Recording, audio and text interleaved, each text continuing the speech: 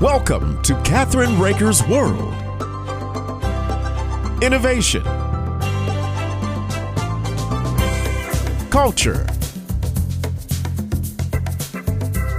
adventure, fashion and health, artists, destinations, traditions.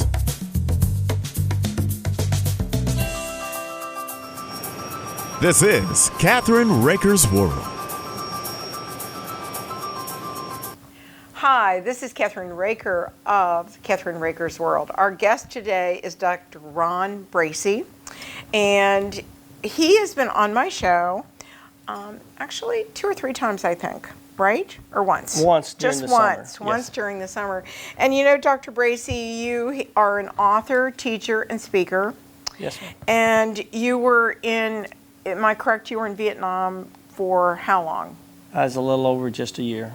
And how many missions did you do? I flew 183 combat missions, and Wow. 101 of those were over North Vietnam. Oh my gosh, 101. Was that a record? No, that's not a record, but I just had the one tour. But you were only allowed to fly 100 missions over North Vietnam, but I snuck an extra one in. Wow, you snuck an extra one in.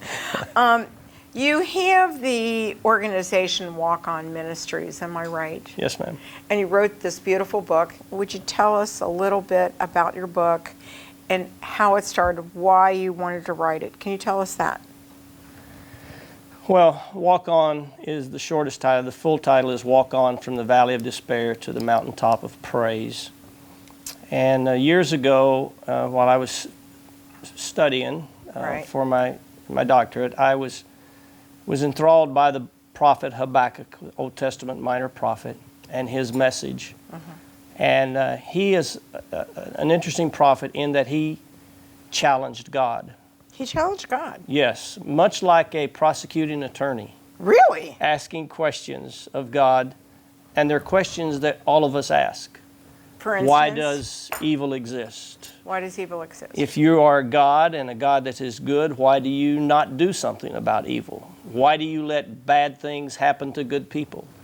How am I supposed to respond when these bad things happen? And so Habakkuk asked those types of questions of God, because his people, he and his people were undergoing very tumultuous times, very times of great evil, times in which they were soon to be conquered and taken into captivity by the Babylonians. And he lived through all of this period of time. And so his message just resonated with me because I could see that happening in our own country. And I started... Especially during Vietnam, wouldn't you say? Yes, ma'am, of course. And now. And now. Well. Yes, ma'am. Right. Yeah. So I started the book. Actually, it started as a series of newspaper articles in a newspaper in Murfreesboro, Illinois, where I was pastoring at the time.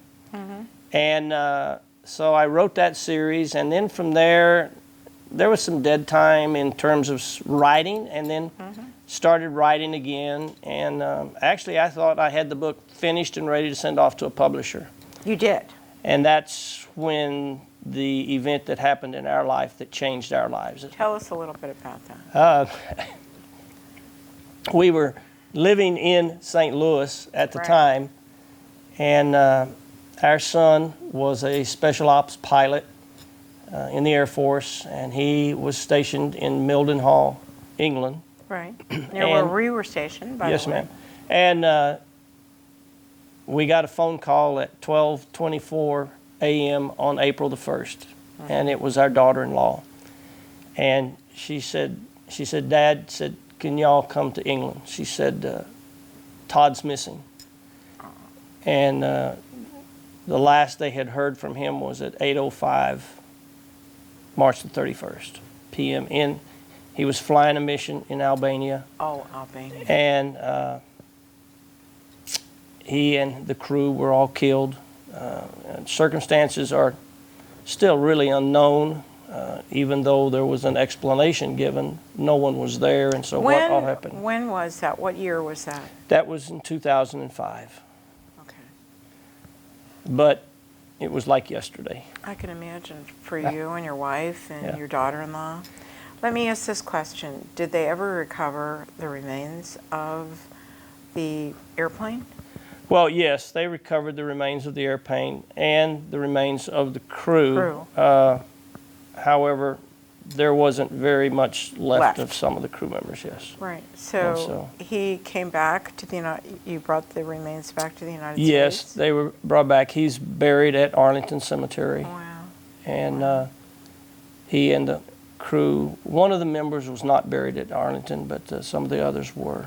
Right. So, Right. but Todd is buried there, yes, ma'am. And it's always really hard, no matter if it's a baby, if it's an older child, if it's your son or your daughter, your grandchild. It's always tough to be able to live with that. Would you say that? Well, it is, because in the normal sequence of things, parents don't outlive their children. That's usually right. Yeah. And so, even though, I had been through a war and had been in the military eventually for 42 years, and experiencing Todd following in my footsteps. And in fact, he even called me one night to ask me, "Dad, should I take this assignment?" And this was the assignment to the special ops assignment. And so he and I had a long talk about that. And he took the assignment, and of course, that would eventually end up with his death. Let me ask you a question. Writing the book and adding that to it, did that help? I think so, probably. People deal with grief in different ways. And I can sit down, and I was downstairs just reading through passages and then talking to Judith. I'm going, how did I write this? Because it's so moving and dealing with other people's lives. And of course, that was the message I wanted. The message of the book is that there is hope, no matter what you do and what happens in life. But the truth of the matter is, we don't know when something like this is going to happen.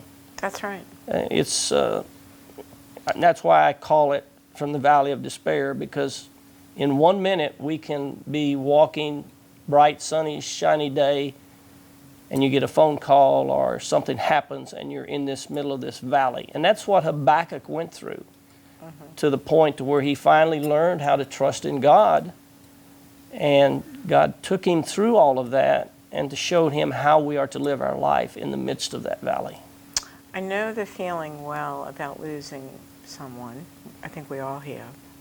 Just lost a very good friend of mine about a week ago, or 2 weeks ago. But I lost my brother to suicide, who was in the military, in the Coast Guard, and he was going through a lot of things. And it was right before Christmas. So I do know what it's like to tell your children or his children, and you never really get over it. It's always going to be there in some way, shape, or form. I think God helps us with the sorrow, and knowing that your son is in the glory of God with God. It's the hardest part is the people that they leave behind. Yes. Right? Yes. Yeah. For example, my daughter Right. is going to be running in the Marine Corps Marathon Oh, really? tomorrow. Is she? And she runs for her brother. That's wonderful. That's beautiful. And is she a Marine as well? No, she's just a civilian. She didn't go into the military. She didn't go into the military. Did your son have children? He did. So you have a grandchild. Grandchildren? He had 2 daughters. They were both, the oldest was about 3.5 years old when he was killed, and so she remembers him. The youngest one had just turned 1, and she does not really remember her dad. Right. But she hears a lot of stories. She hears a lot of stories. Yes. And you're close to them, correct? Yes, we live about 5 minutes from them. That's pretty awesome. Yes, it is. Because I have 14, and none of them live near me at all. Oh. They're all scattered. And I think that you know, you have this special gift that you pass on to others because you teach today. And those I hear from a source is that they've become your children in a lot of ways. Am I correct? That's true. That's true. And I think I formerly was a teacher, so I have that feeling. But, you know, when and I think you adopt people along the way, young people, and they give you joy, especially when they're learning, Yes. correct? Yes.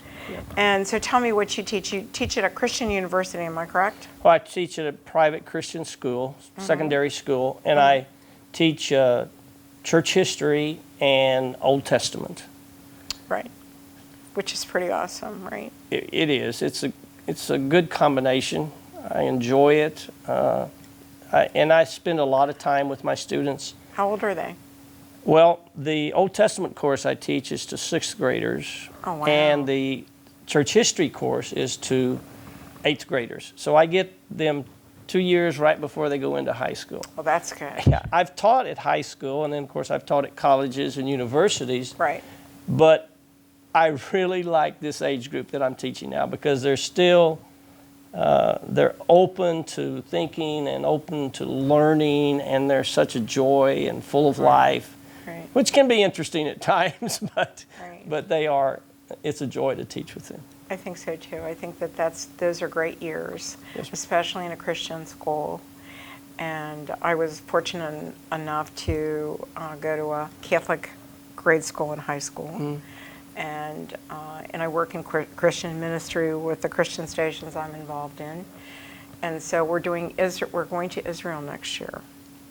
And it's such, I've been there before, and that would be something, you know, a lot of students can go over. Christian students, I don't know if you know this or not, but Christian students can now go free to Israel, just like the Jewish students can go for free at 18 through 25. Well, now there's a Christian program as well. I'm not sure if you're aware of that. I'm or not. But I'm going to tell you about it. So anyhow, I think we need to take a short break. Okay. And I want you to give your website and where people can buy your book and where people can hear you speak. Okay. Go right ahead. Well, the book can be purchased at any bookstore. You can go in, and they'll probably have to order it, but you can order it from any bookstore. Right. And then it's carried by Amazon, and it's also carried by Barnes & Noble. Okay. And the website itself is walkonbook.com, where there's a lot of information about the book and about me and site. Right. So I also have a Facebook page, which is Walk On Ministries, Facebook there. Right. And so I just hope people will buy the book That's because of the important. message. And we've had a lot of feedback. We're about to start another printing of the Okay. book, Okay. and looking forward to that. Probably be before the end of the year at some point. Yes, ma'am. And we'll be right back after these important messages.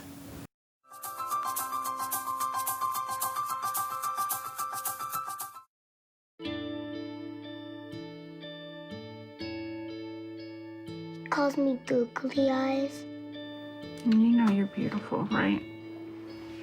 You know that? Even you're beautiful. I got bullied for wearing glasses. Share if you're against bullying. We put it out there, just took off. 3 million people have shared this post. Don't let bullies get you down. I stand with you. Our whole family's wearing glasses. I wear glasses and I'm proud. I even have the army on my team. All the kind comments brought my child joy. I don't feel thank you is enough. Thanks.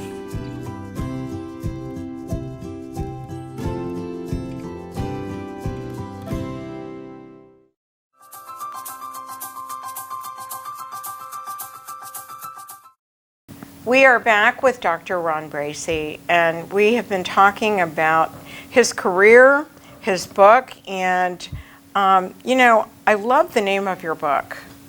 because it means so much to me.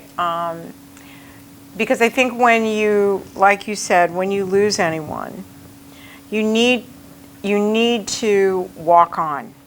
You need to do what God wants you to do, correct? Yes. And I have to share something with you I shared a few years ago. A gal had given me a book, and I didn't know who it was, and it was a prayer of Jabez. And I took the book home. It was a thank you gift, but she didn't put her name on it. And I had done a project, and I took the book home and I read it. Changed my life. It's a powerful book. It's extremely powerful. And sometimes I say to God, why are you doing this to me? Why?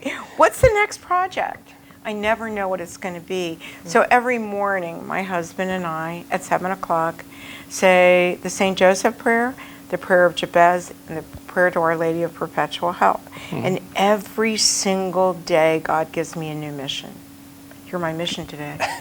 Well, thank you. You're welcome. I'm enjoying it. I'm glad to be here. It. Yes, I'm ma'am. so tickled to meet you because I had you on my show. I never forgot you, and Joni Baker never forgets.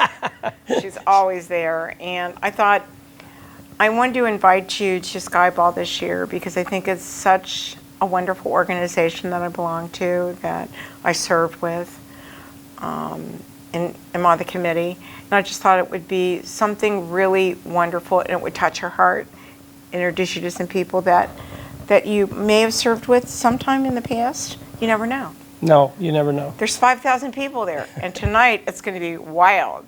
It's beautiful. It's all, it's black tie, and all the American Airlines captains, flight attendants, they all serve you.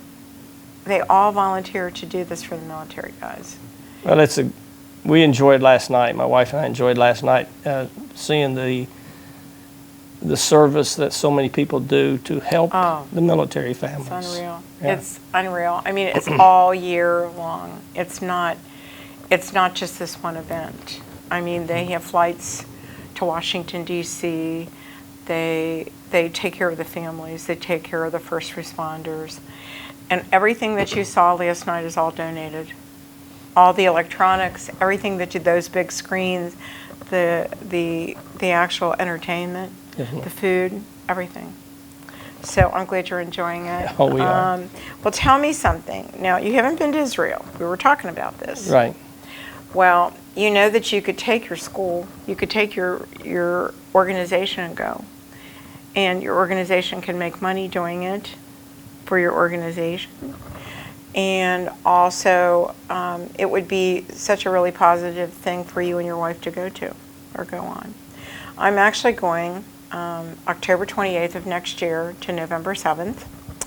And I'm bringing my book as part of it, too, which is even better.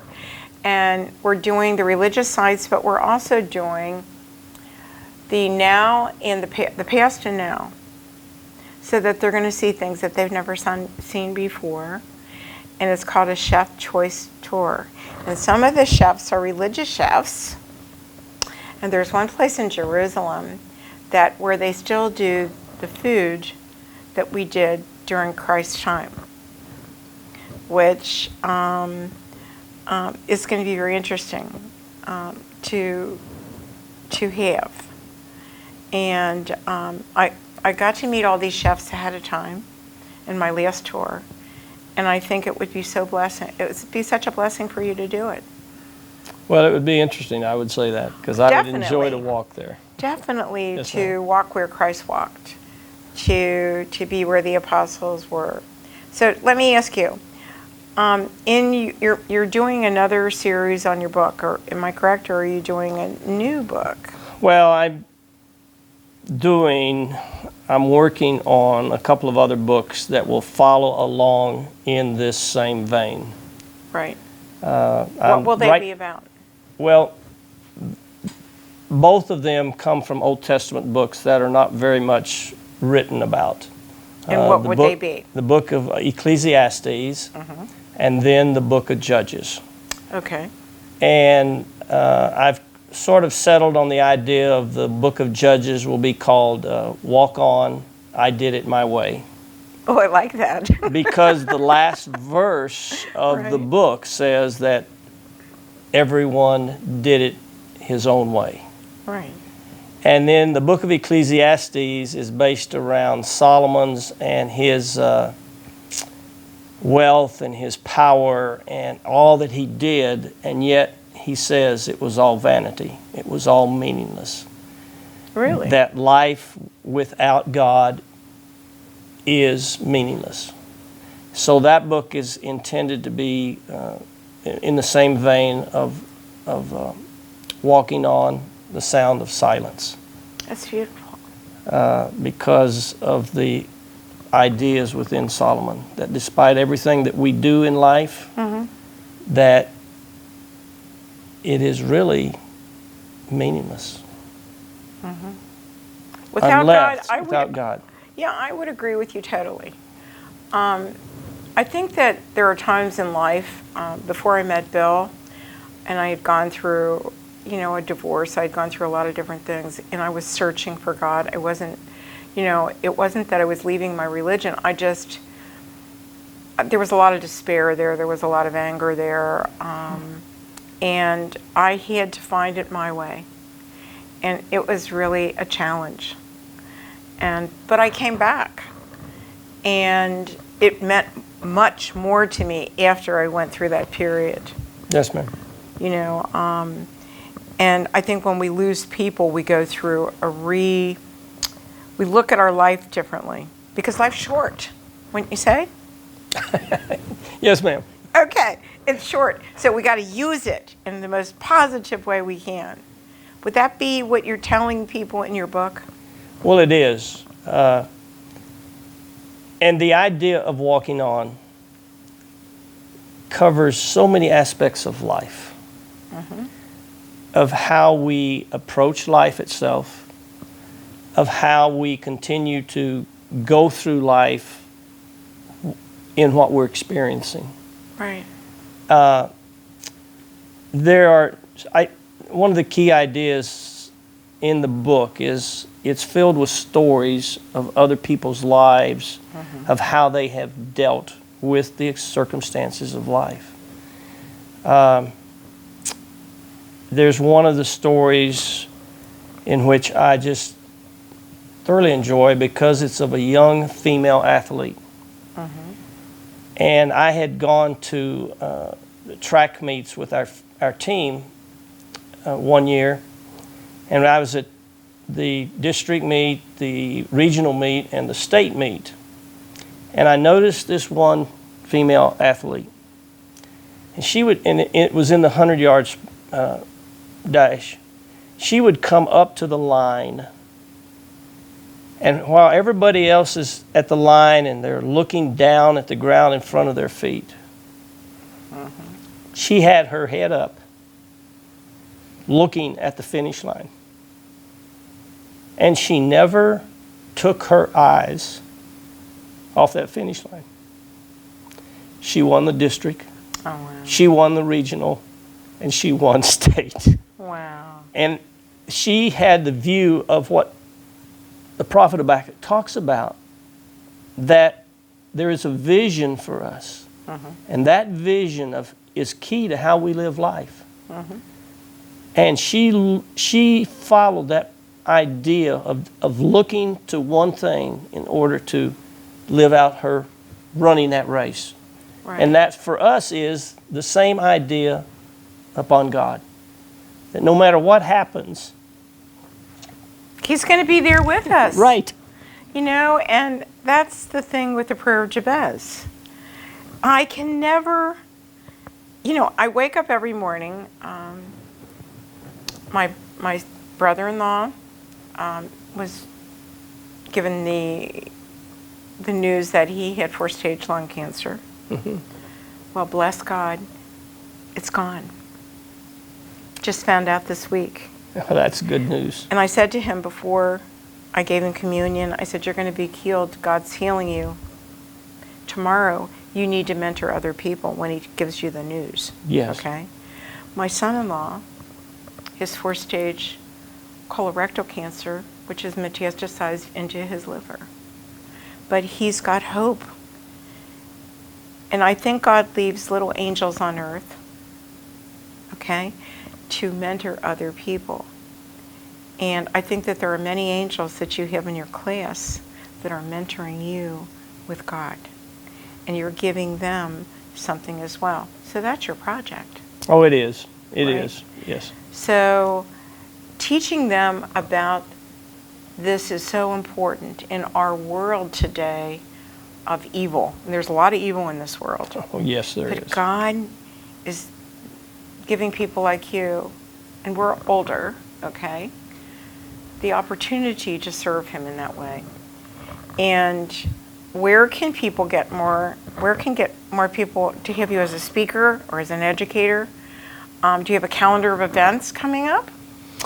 Well, right now my calendar of events is filled with school every day. Okay, okay. But I do have opportunities, weekends, Right.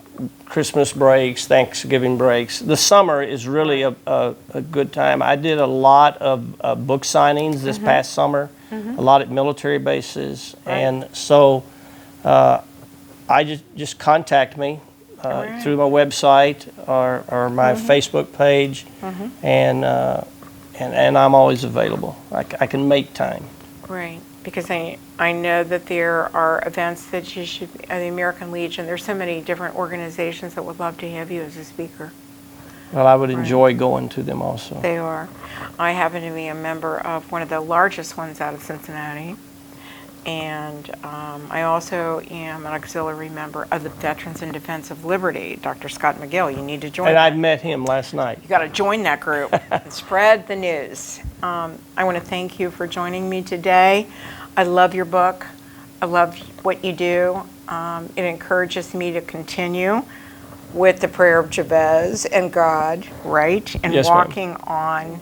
And I think that we all have a mission and talent that God gives us, right? He does. Yes. Every gift we have comes from him. That's right. So, It's always a pleasure. Thank you so much. Thank I'm you, Ms. honored Kathy. that you're on my show. well, I very thank you much. for having me. It was my pleasure. We'll be back next time on Kathryn Raaker's World. See you soon.